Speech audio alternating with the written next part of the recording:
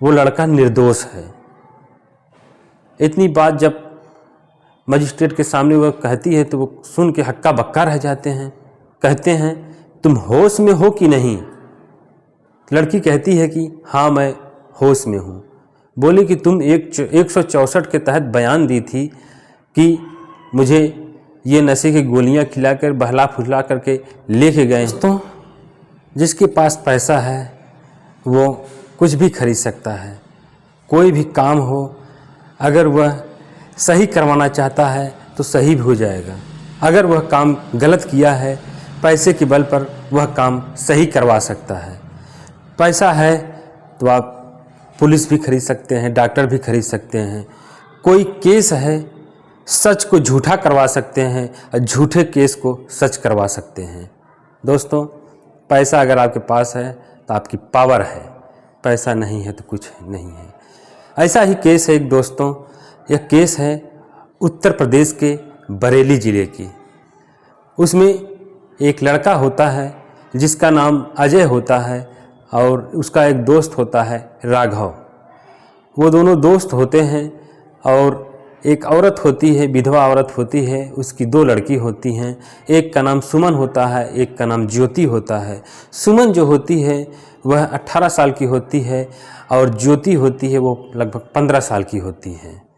तो उन दोनों जो लड़के होते हैं जिनका नाम अजय और राघव होता है वह उस विधवा औरत के घर आते जाते रहते हैं, क्योंकि वह लड़की उन लोगों के साथ पढ़ी होती है और दोस्ती होती है। दोस्ती यारी में अपना आते जाते हैं। और दोस्तों, ये बहुत ही ऐसी कहानी है कि आप समझेंगे कि कैसे आदमी झूठ को सच और सच को झूठ कर देता है। यह दोस्तों 2019 की कहानी है। इसमें 29 अगस्त 2019 को माँ और बेटी जो सुमन होती हैं अपनी माँ के साथ कहीं बाहर जाती हैं और घर में अकेली ज्योति रहती हैं और अजय आता है उसको उठा ले जाता है। और जब जाती हैं सुमन की माँ, बरेली ज़िला में एक थाना पड़ता है बारादरी, वहाँ पर FIR दर्ज कराती हैं और नामजद FIR दर्ज कराती हैं कि इस लड़के ने मेरी बेटी को बहला फुसला करके भगा ले गया है। अब पुलिस इसकी जांच में जुट जाती है क्योंकि मामला अपहरण का होता है और इसकी खोजबीन करती है और ये धारा संख्या 364 के तहत अपहरण का मुकदमा दर्ज कर लिया जाता है और खोजबीन जारी हो जाती है।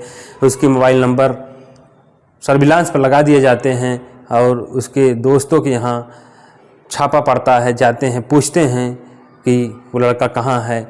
जगह जगह खोजते हैं लेकिन उस लड़के का पता नहीं चल पाता। लेकिन धीरे धीरे समय बीतता है तो पता चलता है कि वो लोग दिल्ली में रह रहे हैं। वहाँ से अजय को और ज्योति को, दोनों लोग को वापस लाते हैं और मजिस्ट्रेट के सामने लड़की का बयान लिया जाता है। 164 के तहत बयान देती है कि यह लड़का मुझे बहला फुसला करके और पता नहीं नशे में क्या दवा मुझे खिला दिया और मुझे होश नहीं था और मुझे उठा के ले गए, मेरे साथ दुष्कर्म किया और मुझे मारा पीटा, मेरे साथ बहुत ही अत्याचार किया। दोस्तों, जब ये बयान दर्ज हुआ, दर्ज होने के बाद उस लड़के को जेल में डाल दिया जाता है और यह केस बहुत ही मजबूत हो जाता है। अपहरण का मामला होता है और मजबूत केस हो जाता है, जिससे वह लड़की बयान देती है मजिस्ट्रेट के सामने कि मुझे यह बहला फुसला करके ले गया है, ज़बरदस्ती करके ले गया है। दोस्तों, वह अजय होता है जेल में चला जाता है और जेल में रहता है। धीरे धीरे समय बीतता रहता है। इधर लड़की और लड़की की माँ कोई टेंशन नहीं होता है, अपना मौज मस्ती करती हैं, कहती हैं कि अब तो मैं उसे जेल में डाल दी हूँ, अब तो वह ज़िंदगी भर जेल में ही सड़ता रहेगा, अब वो बाहर भी नहीं आएगा, उसके पास कोई सबूत ही नहीं रहेगा हम लोगों के खिलाफ कि कुछ कह सके। वो सुमन की माँ जो होती है, जो विधवा होती है, सुमन की शादी कर देती है। उसके बाद ज्योति के भी शादी कर देती है। शादी करने के बाद दोनों अपने घर चली जाती हैं। यह बेचारा अजय जो होता है वह जेल में रहता है, जेल की काटता रहता है, समय बीतता रहता है। लगभग 4-4.5 साल का समय बीत जाता है। अब लड़का जेल में चला जाता है और मुकदमा इधर चलता रहता है।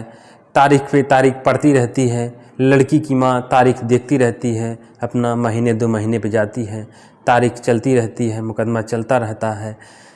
धीरे धीरे समय बीतता है तो लड़की की माँ बड़ी वाली लड़की की शादी कर देती है और उसके बाद छोटी वाली की भी शादी कर देती है। धीरे धीरे समय बीत रहा है। उधर जो लड़का अजय होता है वह तो जेल में ही पड़ा हुआ है। उसको कोई ज़मानत का कोई लेने वाला ही नहीं है, क्योंकि यह बहुत ही मजबूत केस था।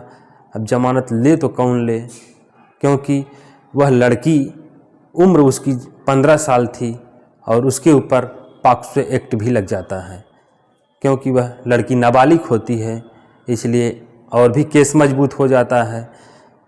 जबकि गलती लड़के की नहीं होती है, लेकिन फिर भी वह जेल में ही बेचारा सड़ता रहता है।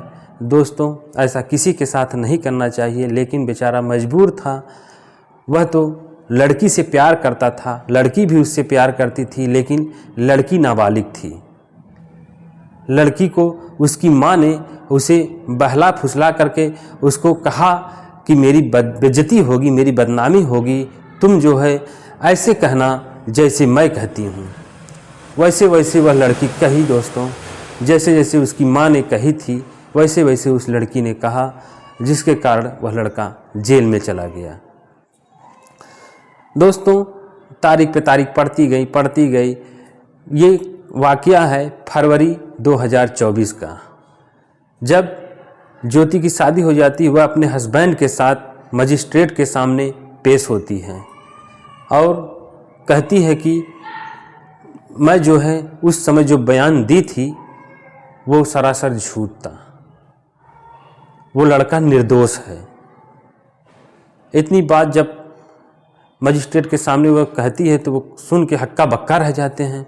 कहते हैं, तुम होश में हो कि नहीं? लड़की कहती है कि हाँ, मैं होश में हूँ। बोली कि तुम 164 के तहत बयान दी थी कि मुझे ये नशे की गोलियां खिलाकर बहला फुसला करके लेके गए हैं, आज तुम कह रही हो कि वो लड़का निर्दोष है। तो लड़की कहने लगती है कि जज साहब, मैं अपनी माँ के बहकावे में ये सब कही थी। मेरी माँ ने कहा था कि ऐसे ऐसे कहोगी तो ठीक है, नहीं तो मैं तुझे जान से मार दूंगी। दोस्तों, ये इतनी बात जब जज साहब सुनते हैं तो कहते हैं कि मुझसे इतनी बड़ी गलती हो गई कि लड़का निर्दोष है फिर भी जेल काट रहा है और जो दोषी है वो बाहर घूम रही है। दोस्तों, जज साहब कहते हैं कि जितनी सज़ा उस लड़के ने काटी है उतनी सज़ा तुमको भी काटना पड़ेगा और तुम्हारी माँ के ऊपर 2 लाख का जुर्माना लगेगा, क्योंकि तुम लोगों ने धोखाधड़ी की है। उस लड़के के साथ नाइंसाफ हुआ है। जितना समय वह जेल में काटा है उतना ही समय तुम लोगों को भी जेल में काटना पड़ेगा। लड़की रोने लगती है, कहती है मुझे माफ़ कर दीजिए, मैं अपनी माँ के कहने पर ये शब्द बोली थी और मैं तो उससे प्यार करती थी, लेकिन माँ मेरी कहती थी कि बेइज्जती होगी, बदनामी होगी, इसके डर से मेरी माँ ने जो कहलवाया मैंने कहा था, लेकिन इस समय मैं जो कह रही हूँ होश हवास के साथ कह रही हूँ।